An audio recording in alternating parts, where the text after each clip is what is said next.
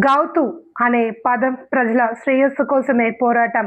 గౌతు కుటుంబం ఏ రోజు రాజకీయాల్లోకి రాలేదు. ఈ ప్రాంతంలో గౌతు కుటుంబం తెలియని వారు ఎవరున్నారో? సుదీర్ఘ కాలం పాటు రాజకీయాల్లో ఉన్న కుటుంబం.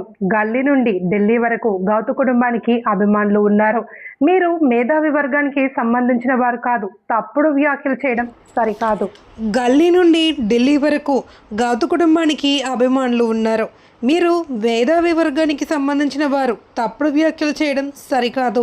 వజ్రపు కొత్తూరు పిఎస్సిఎస్ చైర్మన్ కనితి సురేష్ చౌదరి మాట్లాడుతూ, పలాస పిఎస్సిఎస్లో 2005 నుండి 2024 వరకు జరిగిన వ్యవహారాలపై విచారణ కోరిన నేపథ్యంలో కొందరు రాజకీయ కోణంలో స్పందిస్తున్నారు అని అన్నారు. విచారణ జరిగిన వాస్తవాలు బయటకు వస్తే అందరూ అంగీకరించాలి అని, గత ప్రభుత్వ కాలంలో జరిగిన అంశాలను ప్రస్తుత ప్రభుత్వంపై మళ్లించే ప్రయత్నం తగదన్నారు.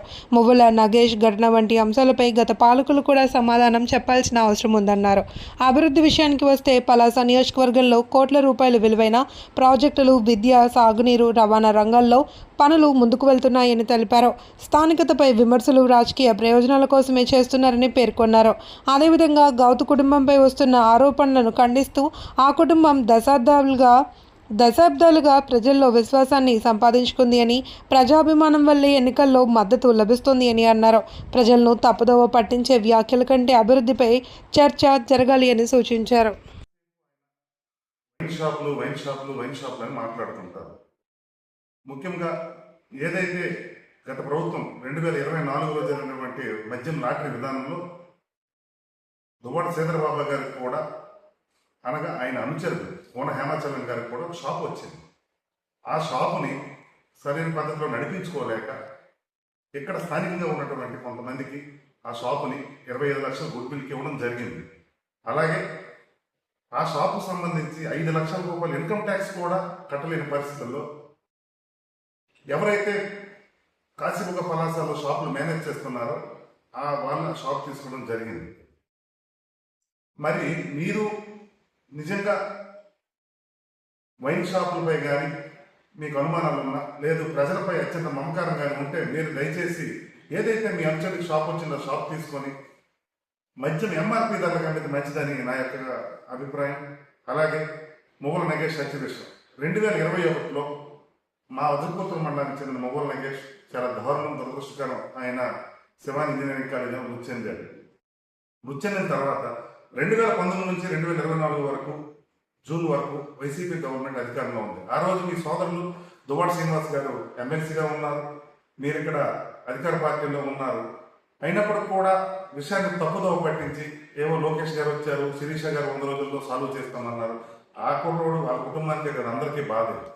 నువ్వుల గ్రామం కోసం మాట్లాడుతున్నారు. ఈ రోజు కాదు, ఆనాడు అన్న నందమూరి తారక రామారావు గారి నుంచి, తర్వాత శివాజీ గారు, తర్వాత 2019లో రాష్ట్రమంతా ఒక ప్రభంజనంలో వైసీపీ అధికారంలోకి వచ్చిన నువ్వలరేవు గ్రామంలో ఉన్నటువంటి 5 బూతుల్లో కూడా తెలుగుదేశం పార్టీకి గౌతు శిరీష గారికి మెజార్టీ ఇచ్చారు.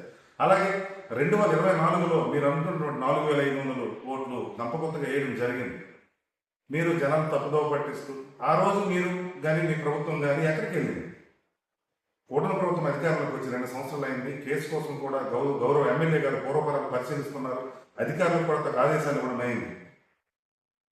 మూడవది, పలాస పిఎస్సిఎస్లో అవినీతి జరిగింది అని గౌరవ ఎమ్మెల్యే గారి దృష్టికి సదరు పిఎస్సిఎస్లో ఎవరైతే రైతులు ఉన్నారో వాళ్ళందరూ కూడా, అమ్మ ఇలాగ మాకు మా డబ్బులు తేడాలు ఉన్నాయని చెప్తే, ఏదైతే 2005 నుండి 2024 వరకు ప్రత్యేకమైన ఎంక్వైరీ వేయడం జరిగింది. దానికి సంబంధించి 2005 నుంచి 2024 కాలంలో 4 చైర్మన్లు పలాస పిఎస్ఎస్లో పనిచేశారు. నలుగురులో మీరు ఒకరు. నలుగురు స్పందించినప్పుడు మీరు స్పందిస్తుంటే నాకే అనుమానం వస్తుంది. మీరేమో తప్పు చేశారేమో, మీరు అబద్ధతాపానికి గురవుతున్నారు, కేసులు పెట్టుకోండి, అది దాన్ని కేకలేస్తున్నారు. 4వది, నువ్వు 2 సంవత్సరాలు ఏం చేసామని ఎమ్మెల్యే గారికి అడుగుతున్నారు. 926 కోట్లతో మీకు కావాలంటే మీకు పంపిస్తాం వాట్సాప్లో. 926 కోట్లతో ఈ జిల్లాలోని నియోజకవర్గ అభివృద్ధి పదంలో వెళ్తుంది. ఒక కేంద్రీయ విద్యాలయం కానీ, ఒక ఆర్ఓబి కానీ, అలాగే కొత్తగా తాళపత్ర దగ్గర ఆర్ఓబి కానీ, అలాగే ఈ నియోజకవర్గం 3 మండలాలు మున్సిపాలిటీకి సంబంధించినటువంటి ఆఫ్షోర్ రిజర్వాయర్ కానీ, తర్వాత సాగునీటి కాలువలు పూర్తిగా 2019 నుంచి 2024 వరకు జరిగినటువంటి మీ పార్టీ పరిపాలనలో సాగునీటి కాలువలో కనీసం పిడికడంటే పిడికడు మట్టి తీయని మీ ప్రభుత్వం మీరు ఈ రోజు ఏం చేశారు గౌరవ ఎమ్మెల్యే గారు అడుగుతున్నారు. సీఎంఆర్ఎఫ్ చెక్కుల విషయంలో కానీ ఇంకా ఇతర విషయాల్లో కానీ ఎక్కడ కూడా పార్టీ తన మనం భేదం లేకుండా గౌరవ ఎమ్మెల్యే గారు ముందుకు దూసుకెళ్తుంటే అభివృద్ధిని చూసి ఓరవలేక మీరు ఒక ఆడపిల్లని చూడకుండా నువ్వేం చేసావు అంటున్నది పద్ధతి కాదండి. అందరం కుటుంబస్తులమే. అలాగే ఇంకా స్థానికత కోసం మాట్లాడుతున్నారు. ఎవరు కూడా ఈ రోజు వరకు సర్దార్ గౌతు లచ్చన్న గారు, తర్వాత ఆయన తనయుడిగా గౌతు శ్యామసుందర్ శివాజీ గారు, అలాగే ఈరోజు గౌతు శిరీష గారు. ఇప్పుడు మనం ఇక్కడ నుంచి ఎక్కడైనా పోటీ చేయొచ్చండి. సోంపేట నియోజకవర్గం అనేది పలాసలో ఒక భాగం అండి. వజ్రకోత్తూరు మండలంలో 4-5 పంచాయతీలు, పలాస మున్సిపాలిటీలో సగభాగం, పలాస మండలంలో మేజర్ పంచాయతీలు, మందసా మండలం పూర్తిగా ఇదంతా మిళితమైనదే సోంపేట నియోజకవర్గం.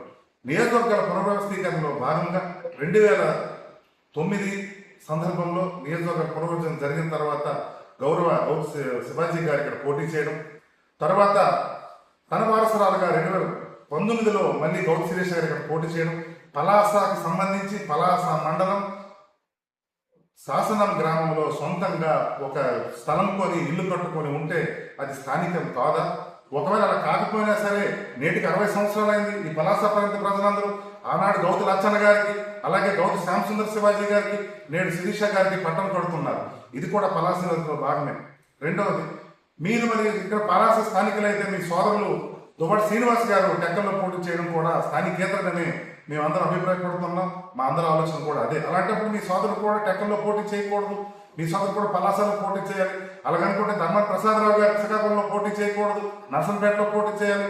అలాగైతే చాలా మంది జిల్లాలో ఎంజీ రంగా గారు ఇక్కడ వచ్చి పోటీ చేసి గెలిచారు. రాజకీయాల్లో ప్రజాభిమానం ఉండాలి తప్ప మనకు కాదు. రెండోది, స్వాతంత్రం వచ్చిన తర్వాత, రాజకీయ వ్యవస్థ పుట్టిన తర్వాత గడిచినటువంటి ప్రతి ఎన్నికలో ఆనాడు సర్దార్ గౌతు లచ్చన్న గారు, తర్వాత గౌతు శ్యామసుందర్ శివాజీ గారు, నేడు తనయ్య గౌతు శిరీష గారు కూడా మీరు ఒకసారి చూడండి.